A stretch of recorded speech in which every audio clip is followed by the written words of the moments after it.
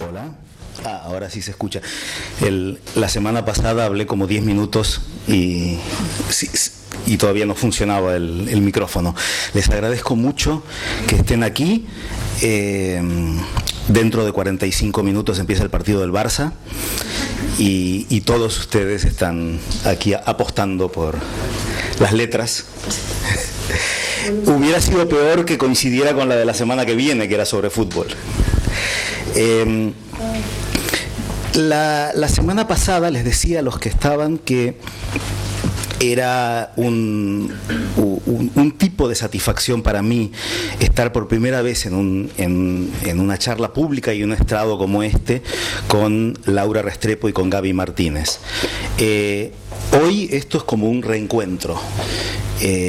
Nosotros nos conocemos hace más de 15 años y lo primero que quería preguntarles era cómo empezaron en esto, porque yo los recuerdo a ambos cuando estábamos en un proyecto muy ilusionante, muy bonito, pero que terminó, como muchas cosas, que se llamaba Revista Lateral.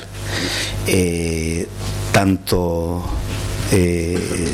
Jordi, Jorge Carrión como Gaby Wiener estuvieron en ese equipo fundador que trajo muchas cosas de la crónica del periodismo literario, el periodismo narrativo aquí a España. Entre otras cosas, ahora me estaba acordando que desde esa sección que teníamos de Sin Ficción fuimos los primeros que publicamos a gente como Leila Guerriero aquí en España, y Jordi coordinó el primer dossier de periodismo de viajes en Lateral. Gaby y yo, una hermosa mañana en el hotel Casa Fuster, entrevistamos a Richard Kapuscinski. Desde entonces ellos han crecido enormemente. Yo creo que puedo decir sin equivocarme que más que autores de obras, son autores de obra. Han ido creando un universo, han ido formando un lenguaje propio. Carrión desde una triple perspectiva o múltiple, como novelista, autor de una importante y asombrosa trilogía, Los muertos, los turistas, los huérfanos, como estudioso de viejas y nuevas formas de contar, con su ensayo sobre las librerías, con Tele Shakespeare, sobre el papel de las series de televisión, y con Los vagabundos de la chatarra, que fue finalista del premio de la Fundación García Márquez para el nuevo periodismo, que es un cómic de no ficción que abre nuevas formas de contar lo que pasa con palabras y con dibujos. Y Gabriela, yo me acordaba que la última vez que la presenté en esta casa fue en una mesa. Aquí no había, yo creo que aquí estamos más cómodos, pero había una mesa y estábamos con Leila Guerriero y con Julio Villanueva Chan, y dije que es una periodista que se mete adentro de sí misma y nos obliga a nosotros a meternos dentro de nosotros mismos. Yo creo que el tipo de crónica que hace Carrión nos hace salir y ver el mundo de otra forma, y el tipo de periodismo literario que hace Gaby Wiener principalmente nos lleva a mirarnos a nosotros mismos al espejo y vernos distinto. Tiene libros de crónica importantes, sexografías, sobre esa relación tan profunda, tan secreta, sobre los límites de lo público y lo privado. 9 lunas sobre su historia de su embarazo y maternidad, y sobre esa experiencia fundamental llamada Perdida. Y a mí me asombró ahora, buscando más cosas de ella en internet, que la primera palabra que aparece es poeta. No sé si te acordás, una de las primeras preguntas que le hiciste a Kapuscinski era su relación con la poesía. Y yo no lo vi después en ningún otro lado, pero eso salió en nuestra entrevista. Él nos decía que más que leer periodismo, leía crónica, leía historia, leía antropología, pero para saber cómo escribir lo que escribía, tenía que estar siempre leyendo a los poetas. Para mí es un gran placer y un honor compartir esto con ustedes. Y tal vez lo primero es preguntarles de dónde vienen y cómo han llegado aquí. Gracias. Hola a todos. Estoy muy contenta. Si tiene esta reunión un poco de vuelta al origen. Si hay gente que me gusta lo que dice de mí misma, incluso más que las cosas que me digo yo, son Roberto y Jordi. Siempre tienen palabras verdaderamente por lo menos que yo siento como precisas sobre mi trabajo.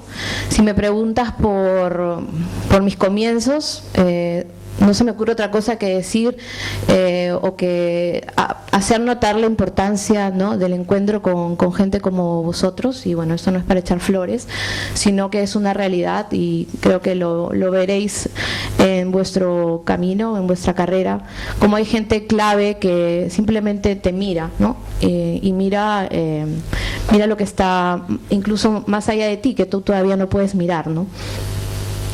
Mis comienzos fueron así, como vagabundo de la chatarra, ¿no? En el periodismo chatarra.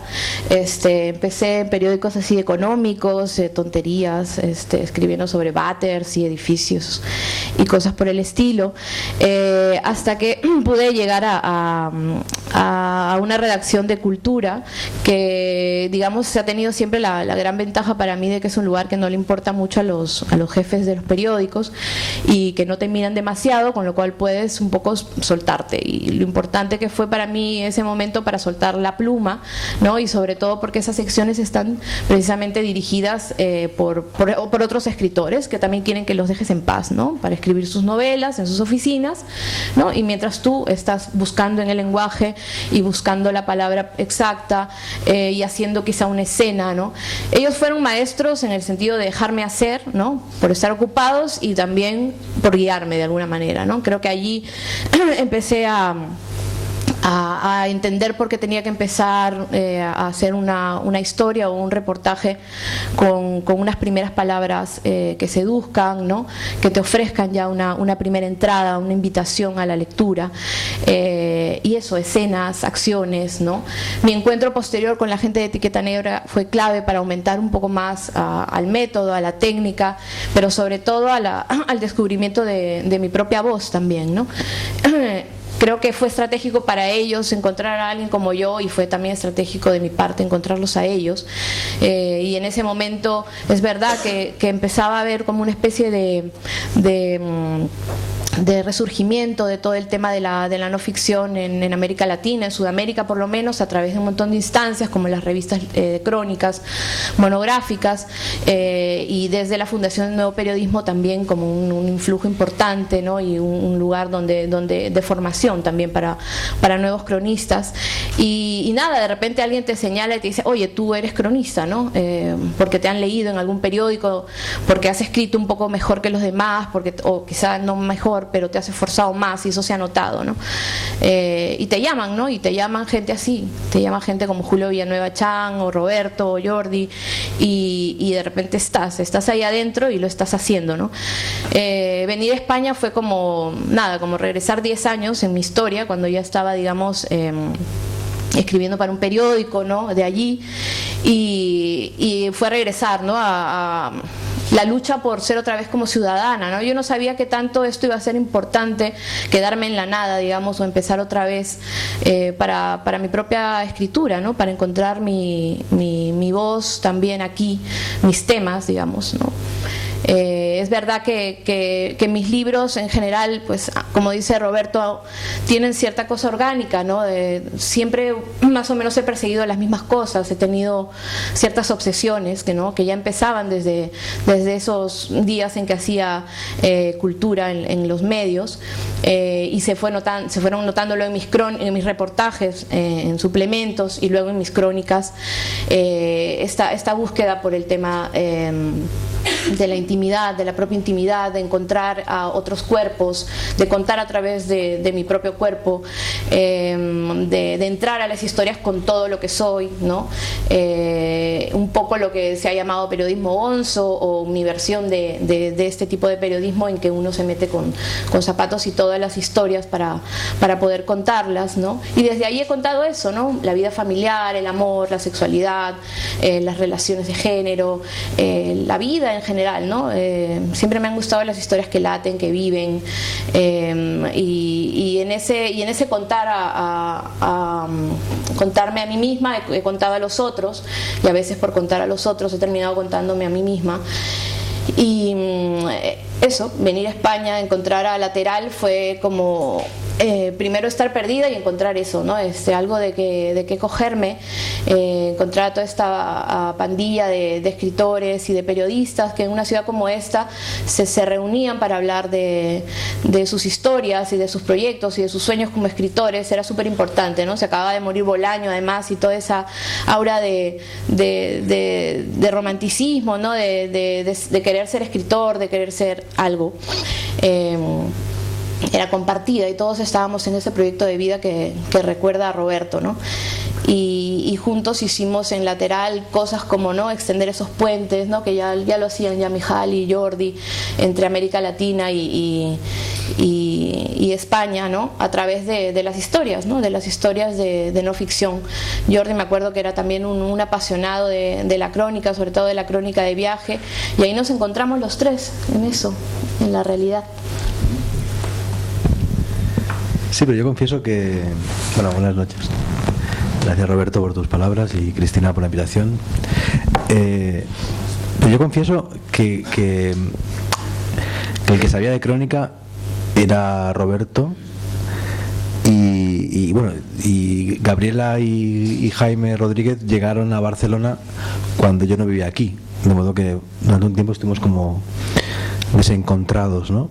Yo creo que mi idea de la no ficción, hasta el año 2003, es una idea vinculada con la crónica autobiográfica, con la crónica de viajes y con la hibridación de formas, pero yo no había pensado en serio lo que era la crónica.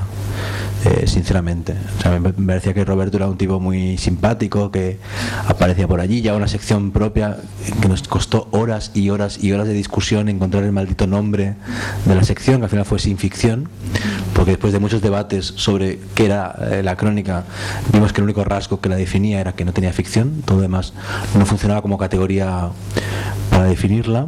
Eso era apasionante, ¿no? Quedar una vez por semana con Mijaly Des, húngaro, Matías Senar, francés, acaba de llegar, no había publicado ninguna novela. Había gente, digamos, que después fue hacia la derecha, gente vinculada con Ciudadanos, con el nacimiento de Ciudadanos, que también está por ahí pululando como no me acuerdo cómo se llama ahora, un traductor, ¿te acuerdas? Prometeo Moya, Antonio Prometeo Moya, estaba Miquel Portaperales, o sea, era gente totalmente de derechas, de izquierdas, de Hungría, de España, de América Latina, de Francia, de Juan Gabriel Vázquez estuvo de redactor jefe de Lateral, Leonardo Valencia estuvo de redactor jefe de Lateral, Úrsula Oz, ahora autor de Éxito, ganador del premio Primavera, estuvo en Lateral, Robert Juan Cantabella después. Éramos una mezcolanza rara, ¿no? Que nos reuníamos básicamente, pues eso, a discutir de libros y de literatura. Y Roberto llevaba la sección de no ficción, de sin ficción, la llevaba muy bien. Yo no había pensado en serio sobre esos temas, y para mí el modelo de lo que yo quería hacer con mis viajes desde que me fui a Guatemala en el 98. Era pues una especie de mezcla entre Juan Goytisolo y Max Sebald, ¿no? Que eran los autores que yo había leído, que hacían viaje y que trabajaban la no ficción.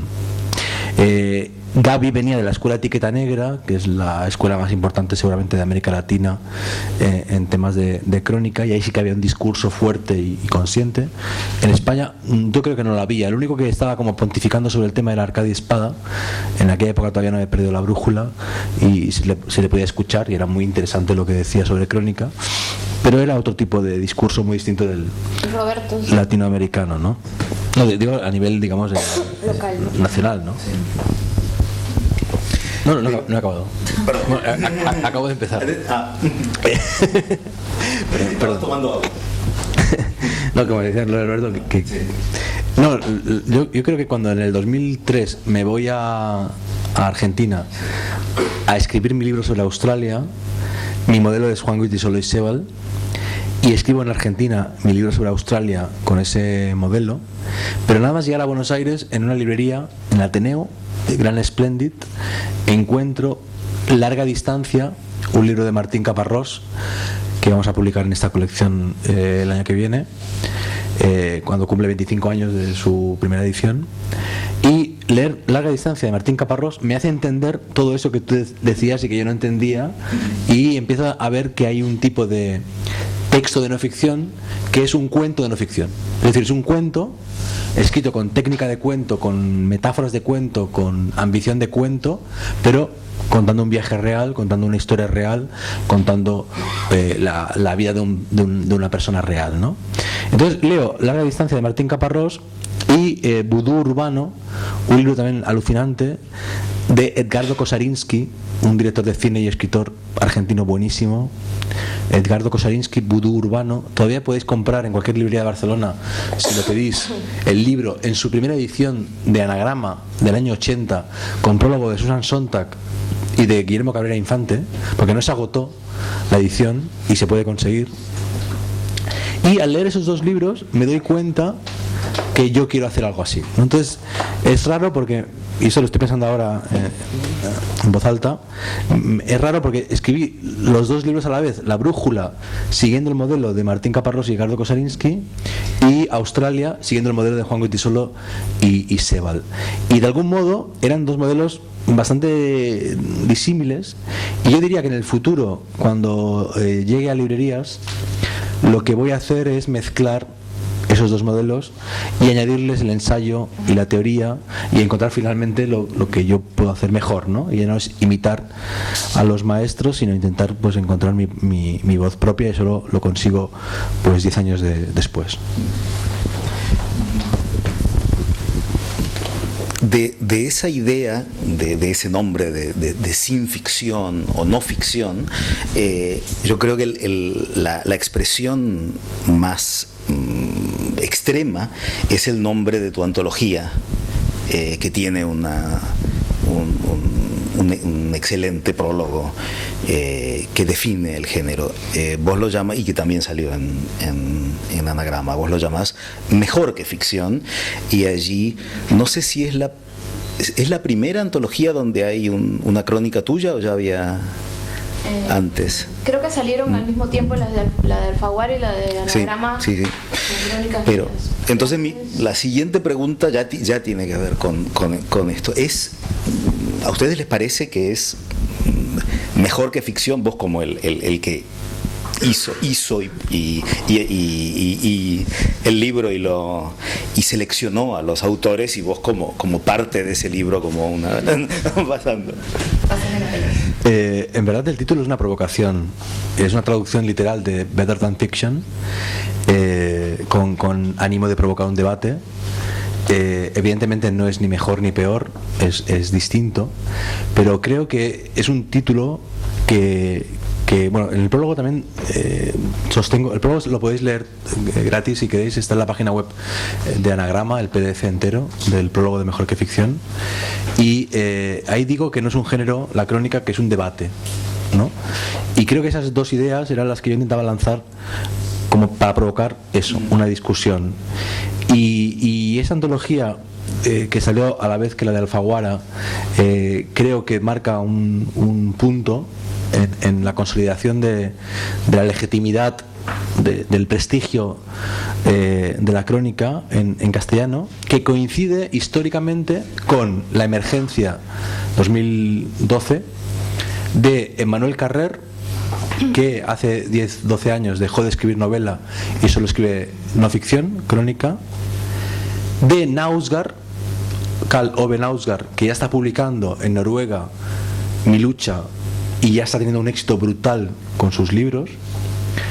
Y en esa época publica Martín Caparrós Contra el cambio, Una luna, y ya está trabajando en El hambre, que es su gran libro traducido a más de 15 idiomas. Y ahora le dan el premio Nobel por primera vez a una cronista por la crónica, porque García Márquez lo ganó por sus novelas, aunque era un gran cronista, ¿no? Entonces, yo creo que 2012, 2013, 2014, 2015 son los años en que la crónica se legitima en un prestigio internacional y en un consenso crítico brutal, y que ahora ya no es mejor que ficción o peor que ficción, sino que ahora ya ese debate acaba y ahora tenemos que pensar, ¿y ahora qué hacemos? Ya hemos conseguido que la crónica gane un premio Nobel. Ahora ¿qué? ¿Cómo seguimos, no? Pues sí, es alucinante lo que está pasando y en España, bueno, yo creo que desde ya hace como 5 años se viene trabajando durísimo, ¿no? Todavía recuerdo la época en que Julio Villanueva venía a vender la revista Etiqueta Negra aquí a las editoriales, les venía a ofrecer a ver si algún grupo editorial quería editarla y no había ninguna posibilidad, ¿no?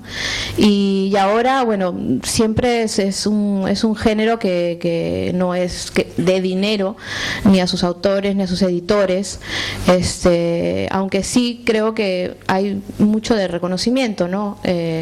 Creo que hay como desde la Fundación del Nuevo Periodismo, ¿no? Con esta cuestión, digamos, de nombrar como generaciones de cronistas, ¿no? Bueno, algo de lo que estoy un poco alejada, pero que en algún momento me tocó como pertenecer o asistir a esas reuniones, ¿no? Y que se sigue haciendo además, y que tiene como esta cuestión de regeneración, ¿no? De nuevos valores que aparecen con bastante apoyo, y también desde las editoriales, desde los medios, se ha trabajado mucho el tema hasta que se ha llegado a lo que está pasando ahora, que hay pues editoriales, no hay gente especializada, ¿no? Ya en el tema, y creo que además en España cada vez más nos convocan, digamos, para a gente que ya llevamos algún tiempo haciendo esto, ¿no? Para decirnos, oye, ¿cómo se puede también contar lo que nos está pasando ahora, ¿no?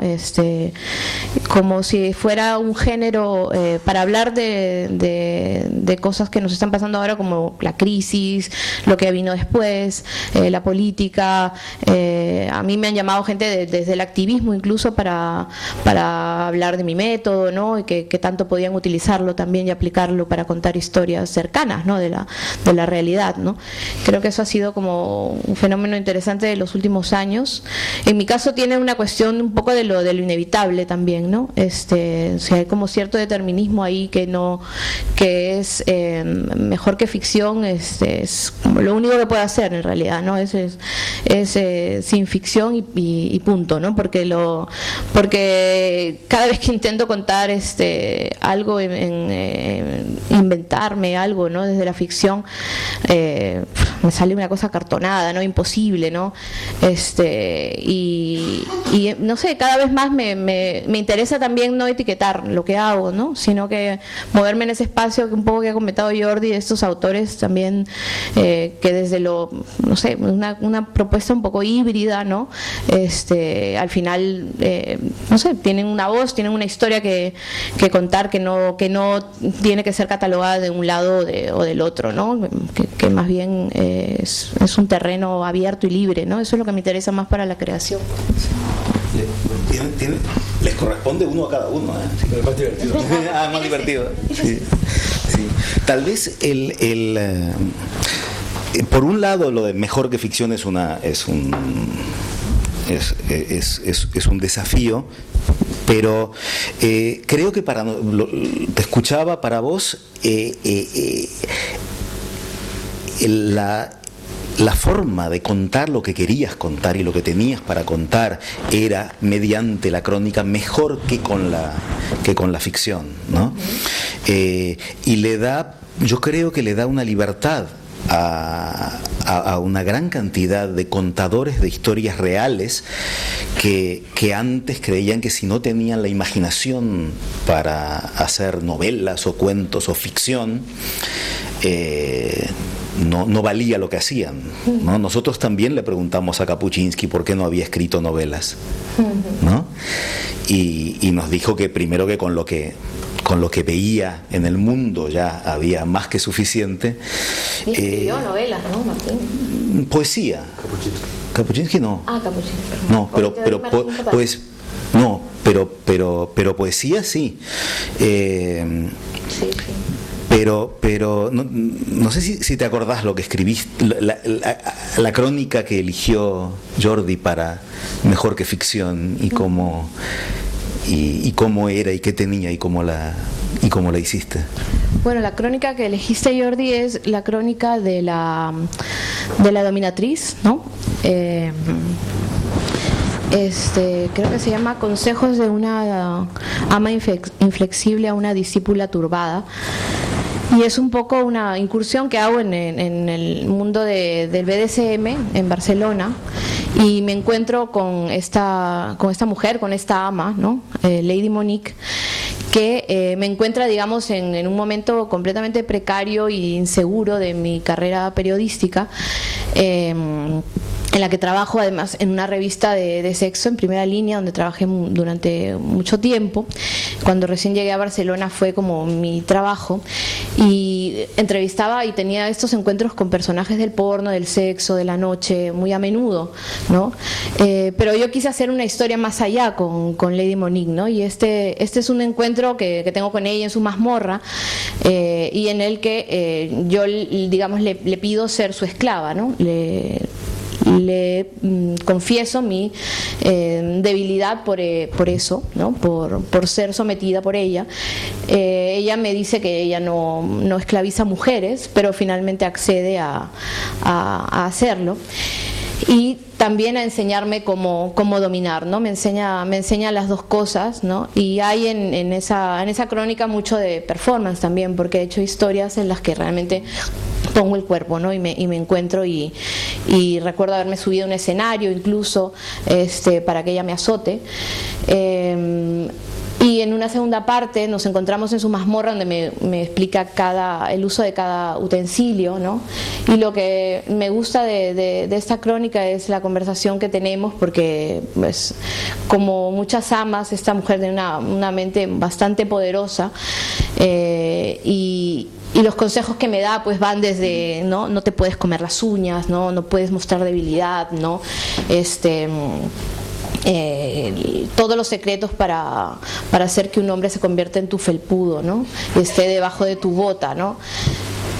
Desde ese tipo de cosas, ¿no? Que tienen entre humor negro, negrísimo, ¿no? Hasta reivindicaciones, ¿no? de género también, ¿no? Porque tenemos también una conversación larga sobre la violencia de género, ¿no? Sobre los hombres que van allí, ¿no? Y que son duramente golpeados por ella, ¿no? Muchos van con sus culpas, ¿no? Y con sus castigos, ¿no? De sus mundos de poder, ¿no? Y eso era interesante. También suelo hacer en mis crónicas mucha reflexión hacia adentro también, ¿no? De qué manera yo puedo haber ejercido la violencia. Creo que eso también está presente, ¿no? Sobre todo psicológica, ¿no? Y bueno, hay toda una serie de conversaciones con ella.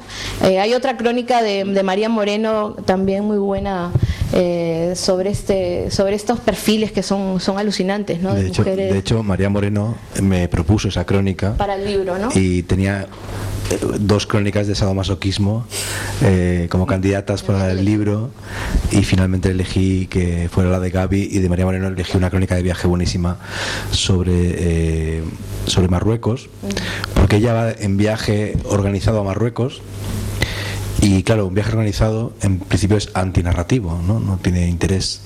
Pero ella encuentra el modo de que sea narrativo, y que es que coincide en el viaje con una familia española donde hay una niña que no es niña, sino que es mujer, pero tiene algún tipo de retraso, de problema psicológico, y no tiene pudor corporal. Entonces, en un contexto islámico, esta mujer niña toca, se muestra, dice palabras y provoca un jaque continuo al sistema, ¿no?, de biocontrol masculino del mundo árabe. El libro, de hecho, es una especie como de vuelta al mundo, y el criterio para elegir los textos también fue de intentar que cada texto pasara en un lugar distinto y cubrir pues 21 países, 21 viajes, una vuelta al mundo. Esto que comentaba Gaby es muy interesante, y la relación entre crónica y género y crónica y performance. Se acostumbra a citar siempre pues a Martín Caparrós, a Leila Guerriero, a Juan Villoro, etcétera. Yo quería que en el libro hubiera autores muy importantes, muy buenos, pero que no han querido viajar, que no han hecho nada por publicar en España, que no han hecho nada por salir de sus países, como Jaime Bedoya en Perú, o como María Moreno en Argentina, que acaba de publicar una entrevista buenísima a César Aira hace unos días. Y también me parecía muy interesante que hubiera tipos de narrador, tipos de cronista de varias generaciones, ¿no? Gaby es la más joven. Estaba Carlos Monsiváis, pero murió durante el proceso de hacer la antología, y decidí que no hubiera ningún cronista que no estuviera vivo, para no tener que incluir también pues a Tomás Eloy Martínez o a García Márquez, y que fuera muy, muy complicado, ¿no? La gestión del criterio coherente. Y para mí era fundamental, y era difícil porque se había peleado con Anagrama, que estuviera Pedro Lemebel. Pedro Lemebel es uno de los grandes cronistas en lengua española, hay que recordarlo, y Pedro Lemebel nace como artista plástico, como performer, como activista durante la dictadura de Pinochet, y llega a escritor más tarde, ¿no? Y sus crónicas no se parecen a las crónicas de ningún otro cronista en ninguna otra lengua, ¿no? Sus crónicas, por ejemplo, empiezan en masculino y acaban en femenino, o cambian de masculino a femenino varias veces, porque ella se sentía de ambos géneros, ¿no? Entonces es una apuesta, mejor que ficción, por intentar ser lo más plural, lo más diverso posible, y por eso hay un apéndice muy largo con cientos de libros que hice en equipo, con un equipo de expertos en crónica, cientos de libros y de autores que han publicado crónica en español. Tú lees 21 crónicas, 21 ejemplos, pero tienes después un apéndice con cientos de referencias para seguir leyendo y darte cuenta que la crónica en español es tan importante como la crónica en inglés, igual que la crónica en ruso seguramente también, y el premio Nobel nos lo ha recordado, ¿no? Sí. Y así como hay en los autores del libro y en el de la más joven de esa antología nuevos temas y nuevas formas de tratarlo, yo creo que en tu trabajo como cronista hay también una apertura a nuevos horizontes.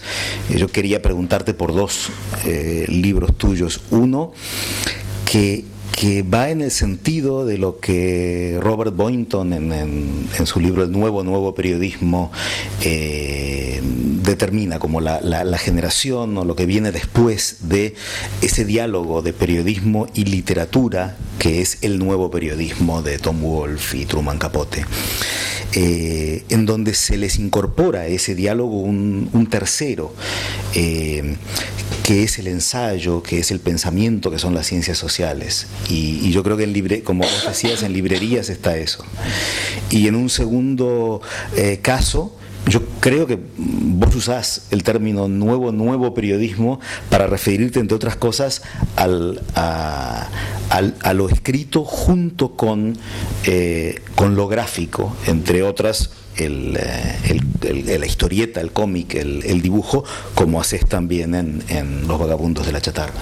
Sí, yo creo que cada libro, me impongo a mí mismo la obligación de que cada libro mío sea distinto del anterior. Por eso no he escrito todavía bibliotecas, ¿no? Que es lo que que es lo que, si tuviera un poco de conciencia de economía familiar, debería hacer. Escribir ya bibliotecas después de que Librerías haya tenido varias ediciones, pero evidentemente no lo voy a hacer. Y lo que intento es que cada libro sea distinto. Entonces, la pregunta de cómo narrar algo me lleva a una forma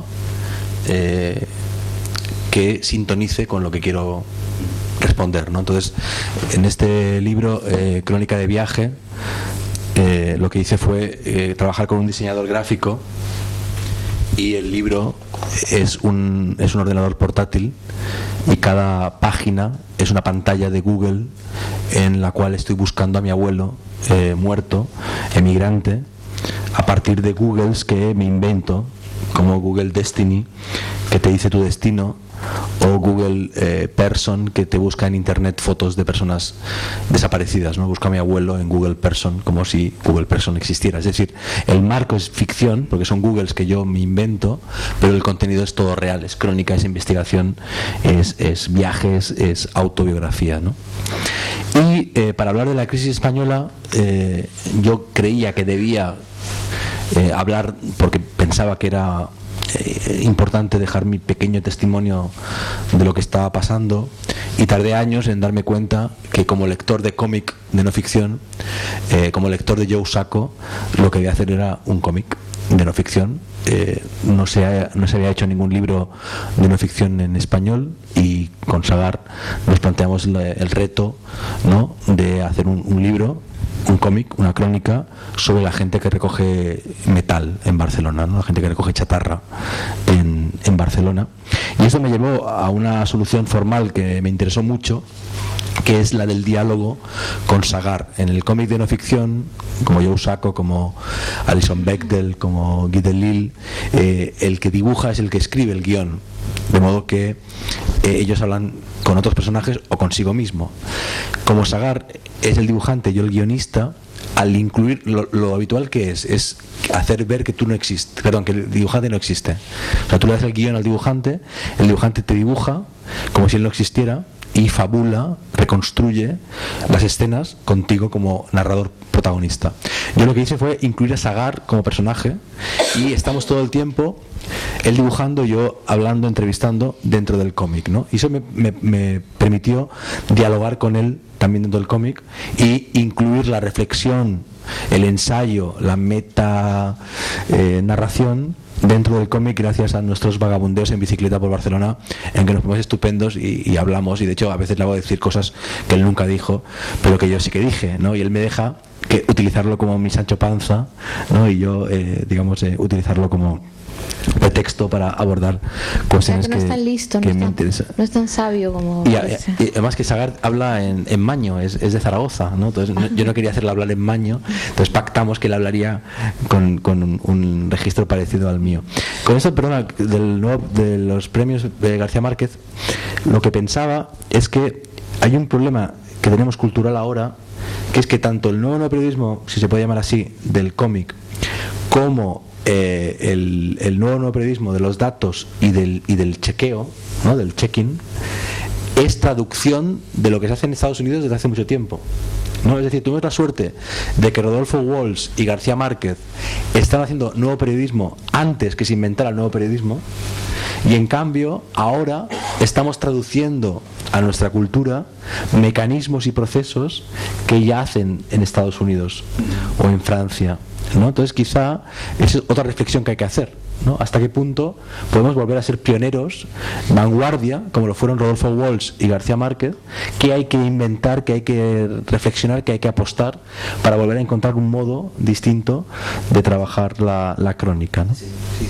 Y una de esas formas yo creo que tiene que ver, y eso también te pregunto a vos, porque también me ha llamado mucho la atención ese camino. Cada uno de ustedes también trata de esto, de que los nuevos proyectos y los nuevos libros sean distintos de los anteriores. Y yo siento que ese es otro de los caminos de la crónica en América Latina, el de acercarse a la poesía. A mí me sorprendió mucho en Missing, de Alberto Fuguet, que para mí es un libro excelente, en donde él busca a un tío que no lo desaparece la dictadura, sino que él viaja a Estados Unidos y decide evaporarse, escaparse de su familia, no existir más para ellos, y él va a buscarlo. Y en ese viaje se encuentra a sí mismo, encuentra su pasado, y en el momento en que da con el tío y el tío empieza a contar su historia, eso es poesía, es verso libre. En el medio del interior de Martín Caparrós también aparece algo que pareciera ser que trasciende la prosa de no ficción. Cuando empezamos con la idea de que el periodismo narrativo era acercarse a la literatura, nos parecía que la literatura era la prosa, las novelas, los cuentos. Para mí hay muchos más géneros literarios. Uno que a mí me fascina es la entrevista literaria, que no dialoga con la novela sino con el teatro. Es una gran entrevista literaria, es una obra de teatro para dos personajes, pero también este camino hacia la prosa poética y la poesía, ¿no? No sé si tu libro de poesía lo entendés como otro camino o como parte del camino de la misma cronista, y tiene que ver con este otro desarrollo de lo nuevo en crónica. Sí, no sé, mi poemario que publiqué, yo nunca había publicado poesía, bueno, una plaqueta en la universidad. Tiene poemas que realmente son narrativos, ¿no? Que son como pequeñas crónicas, tal vez como crónicas interiores, digamos, ¿no? Son pequeñas historias, ¿no? De repente avistamientos, escenas, acciones, otra vez la primera persona. O sea, hay momentos en que textos de llamada perdida podrían perfectamente aparecer en ejercicios, y textos de ejercicios en llamada perdida, ¿no? Incluso en mi columnismo, ¿no? Algunas veces estoy en ese espíritu, digamos, ¿no? Estoy en ese ánimo, ¿no? En un ánimo quizá lírico, ¿no? Y aparece de esta manera, ¿no? No sé, creo que la mirada, ¿no? En poesía, o el estado, digamos, poético, es una cosa que puede acompañar cualquier tipo de escritura, ¿no? Solamente las conexiones que haces con las cosas entre las cosas del mundo, ¿no? Puede ser una conexión simbólica, ¿no? Puede ser algo evocador en ese sentido, en el sentido poético, ¿no? Creo que es un continuum, ¿no? En mi obra, ¿no? El tema de lo poético y también de lo cronístico, ¿no? Son, creo que inseparables. También es verdad que si en lo que leo no tengo, sino percibo esa profundidad, tal vez lírica. A veces siento que es algo ligero, ¿no? Tengo esa percepción a veces de las cosas, ¿no? Me gustan los textos muy narrativos, poderosos en ese sentido, ¿no? Eficaces al contar una historia, pero si no tienen esa potencia en la idea y esa digamos ejecución poética, ¿no? Esa cosa que respira poesía, entonces siento siempre que le falta algo, ¿no? Entonces creo que eso es un poco parte de mi búsqueda siempre. Yo lo veo también así. Yo creo que Gaby, si ves toda su producción en perspectiva, ¿no? De sexografías hasta su libro de poemas, ejercicios, ¿cómo es? Ejercicios para el endurecimiento del espíritu.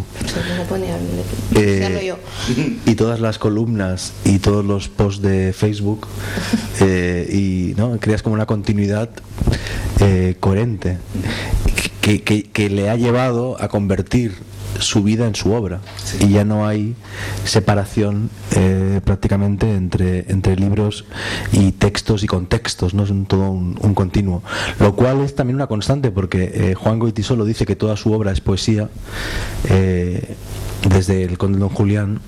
Y Kapuscinski, para Kapuscinski era tan importante Lapidarium, que son sus cuadernos de anotaciones, a veces poemas en prosa, como Ébano.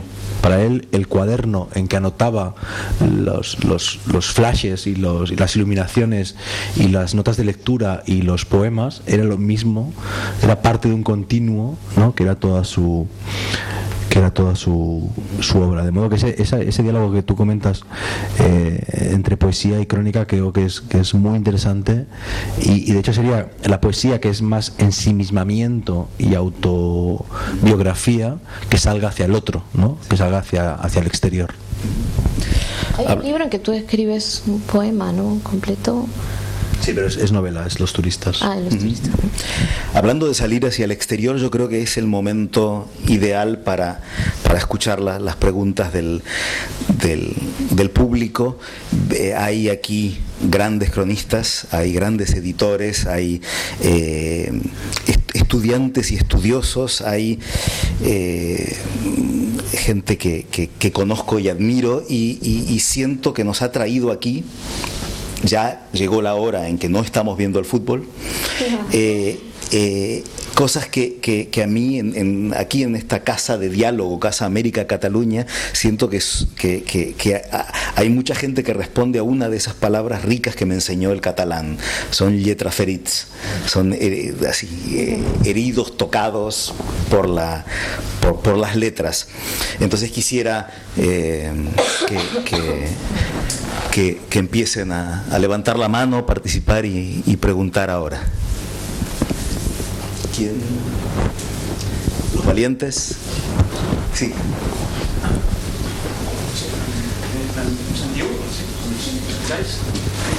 Hola, buenas noches.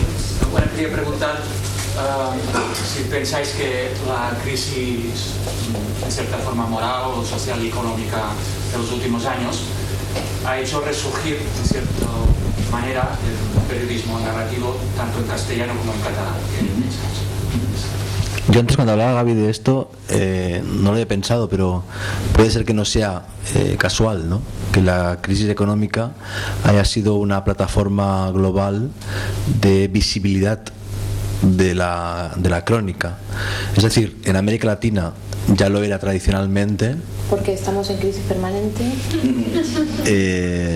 En Rusia, por lo que he leído estas semanas, evidentemente desde que llegó Putin al poder, pues también, ¿no?, se incrementó. Kapuscinski ha creado una escuela auténtica en Polonia.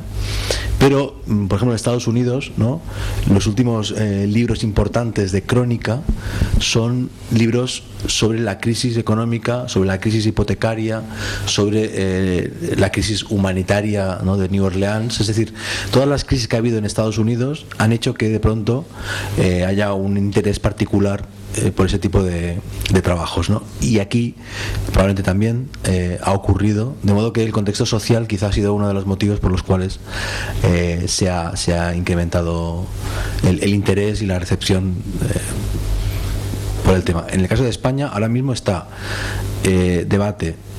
Están Libros del Cao, que publica solo no ficción.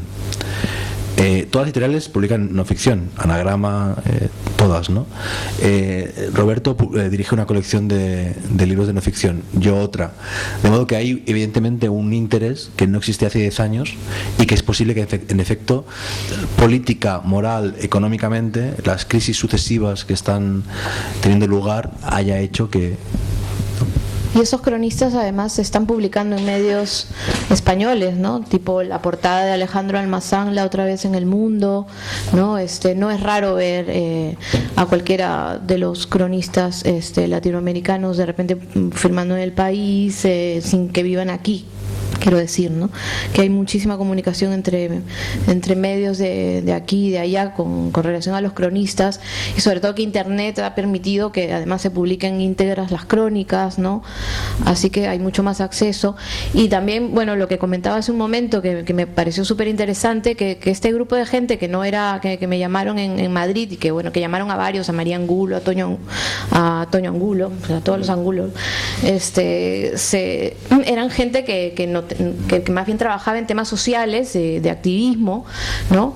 Que estaban relacionados con temas por ahí de género, algunos, otros de luchas sociales, de hackers, de temas venían todos como del proceso del 15M y estaban en sus respectivos barrios trabajando desde hace unos años, habían parado desahucios, habían hecho muchas cosas de vida y no sabían qué hacer con eso.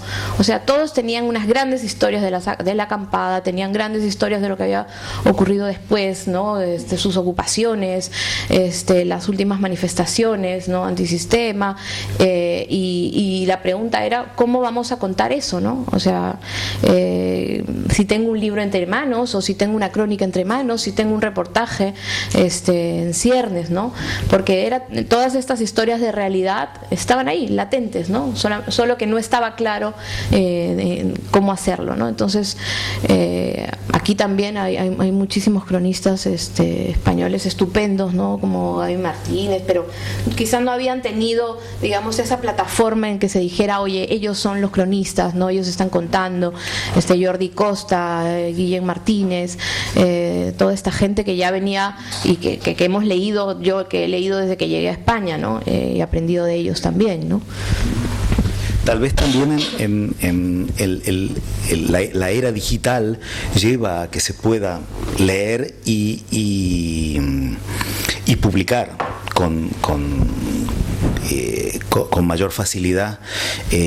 Han surgido medios nuevos como Frontera D, como uno que está representado aquí por su director Perartín, por Altair, que es un lujo que sigue trabajando sobre viajes, pero con un sentido de crónica y sobre los problemas y sobre lo que pasa en el mundo. En catalán hay varios, a mí me gusta Núvol. Y ahí sí, digamos, está creciendo. En América Latina las revistas Anfibia, El Faro, en países tan complicados como El Salvador. Sí, yo creo que es algo que también tanto los diarios tradicionales, las revistas, como los medios digitales están expandiendo. Yo les quería hacer una pregunta a Gabriela y otra a Jordi. A Gabriela preguntarle por su relación con las redes sociales, con su escritura. Yo no me manejo en redes sociales, entonces yo lo que conozco de tu obra lo conozco por el formato clásico, ¿no? Por el papel. Y te quería preguntar si crees que influye o incluso puede llegar a ser determinante, porque sé que eres muy activa, redes sociales influyen en tu escritura de algún modo u otro, o no, si es accidental. Y le quería preguntar a Jordi, que aunque no he leído el libro de los chatarreros, el cómic, no me podía dejar de llamar la atención el tema y de encontrar una genealogía con Máquina Baja y con su padre Makoki, ¿no? Que son esos cómics kinky, ¿no? Que tratan la marginalidad muy barcelonesamente también, ¿no? Muy barceloninamente, que por supuesto son ficción, son enteramente ficción o casi, porque creo que tienen un gran hallazgo, primero Makoki, después más sofisticado Máquina Baja, que es ese lenguaje fonético, como escriben fonéticamente. Entonces eso ya es un ejercicio antropológico, me parece que es todo un hallazgo. Y bueno, eso, preguntarte, Jordi, si hay algo de eso en tu atención. Pues yo la verdad es que las redes las uso básicamente para estar en contacto con los lectores. No creo que Jordi lo utiliza mucho más, ¿no? Como espacio de debate, por ejemplo, ¿no? En cambio yo soy bastante tímida para eso. Tampoco uso demasiado Twitter, sino para difundir las cosas que estoy haciendo o para retuitear algunas flores que me echan. Sí, es un poco autobombo por partes, a veces no lo gestiono demasiado bien y quedo como como una presumida, que machacona de mí misma, pero bueno, eso es lo mismo que hago en mis libros, así que tampoco hay mucha diferencia. Y el Facebook, bueno, es una cosa más familiar, como que me siento más en confianza y de repente ahí un día suelto algo o subo una foto mía absurda o una foto con alguien de mi familia, ¿no?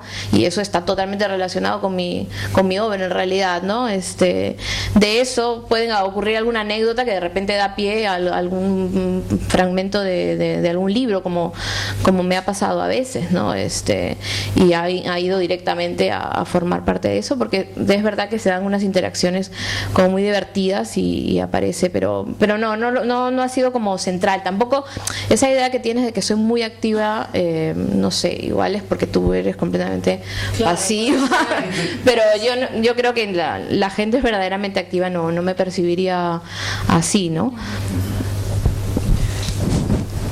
La verdad es que no había pensado ni mucho menos en esos términos. A mí Miguel Gallardo me interesa más como autor de no ficción. María y yo, su cómic sobre su hija, es muy interesante, y él tiene un libro anterior que se llama 3 viajes, que son como cuaderno de viaje muy irónico y muy divertido sobre Argentina e Israel.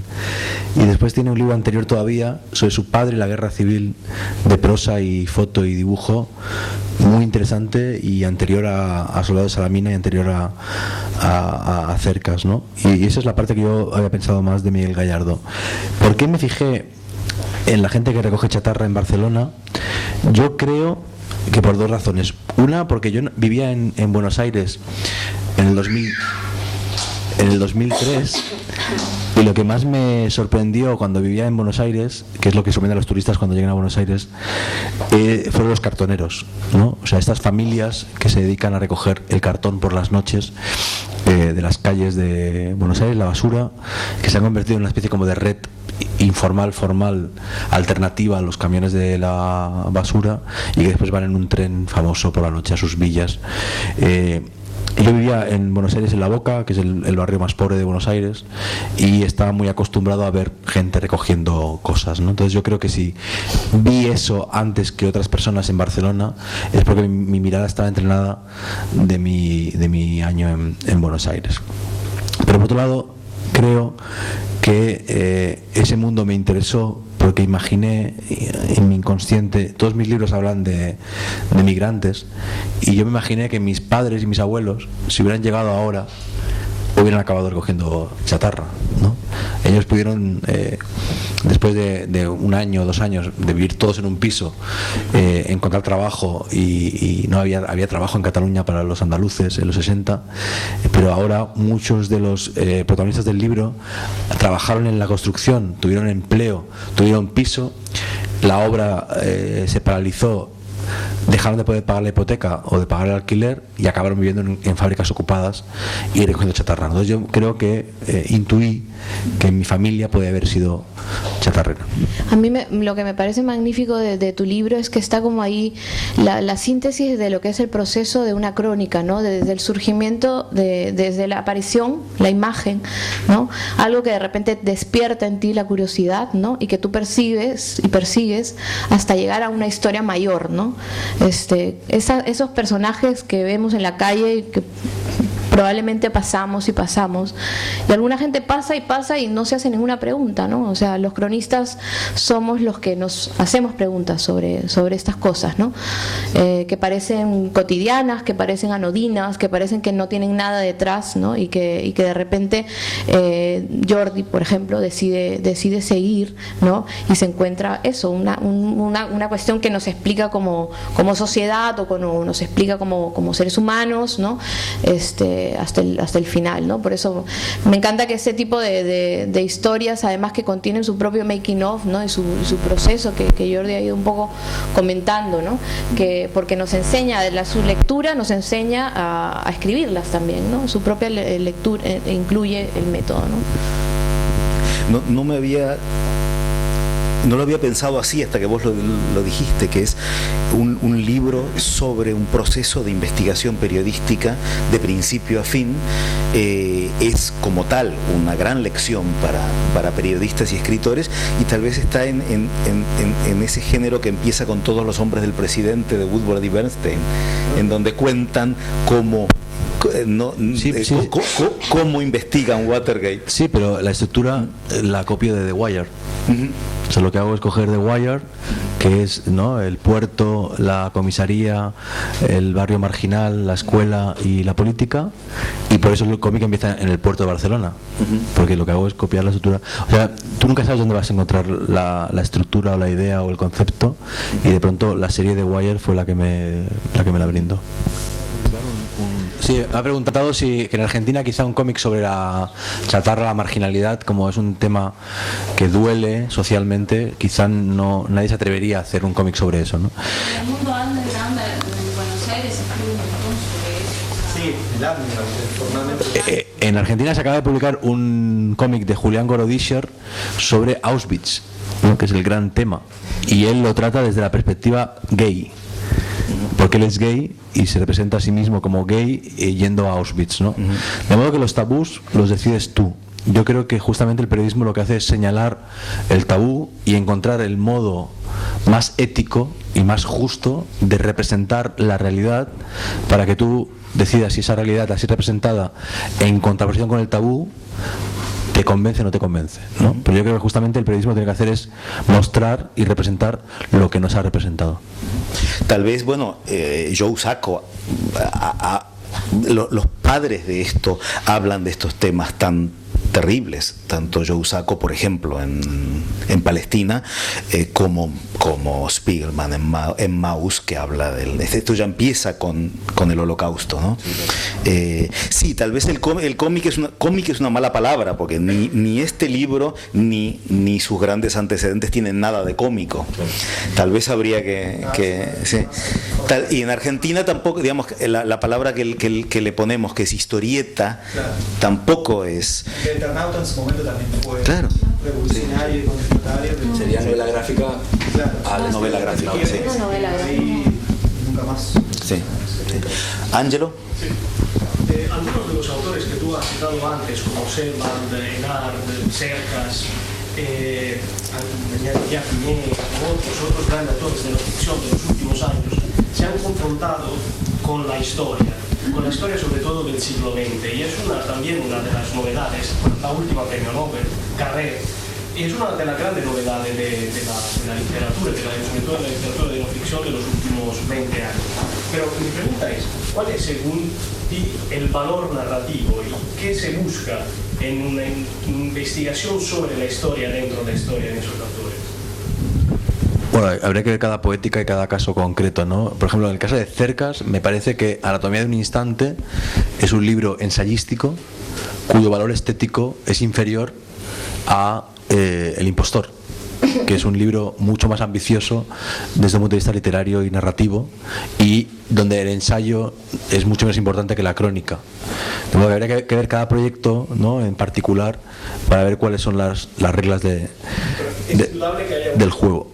Si tantos autores, y sobre todo de lo más relevante, y tanta literatura distinta como alemana, francesa, rusa, se confrontan de una manera distinta, como se había hecho en los años anteriores, con la historia, y sobre todo con la historia del siglo XX. Sí, puede ser que haya también una conciencia de responsabilidad respecto al discurso oficial, ¿no? No sé, habría que ver el caso de cómo, por ejemplo, las series de televisión en Italia, 1992 o Gomorra, está claro que están trabajando un discurso que se opone al que Berlusconi codificó, ¿no? Y habría que ver qué ha pasado con Putin, qué ha pasado con Chávez en Venezuela. La crónica venezolana no se puede entender sin lo que es, ¿no?, un contrapoder a un discurso oficial. Habría que ver cada caso, ¿no? En el caso de España, la centralidad de Cercas ha eclipsado otras propuestas de revisión de la historia reciente del franquismo y de la transición, y se ha convertido en una especie como de discurso único, ¿no? Parece ser que lo que Cercas cree que pasó el 23F es la verdad, ¿no? Y eso también es muy interesante y habría que ver. En el caso de Carrer, todo su tema con Rusia, yo creo que es una especie de complejo, claro, ¿no? Vinculado con su madre y eso también es muy interesante, ¿no? Como desde Francia se reescribe la historia contemporánea de Rusia por culpa de que tú tienes un problema grave con tu abuelo y con tu madre, ¿no? Sí.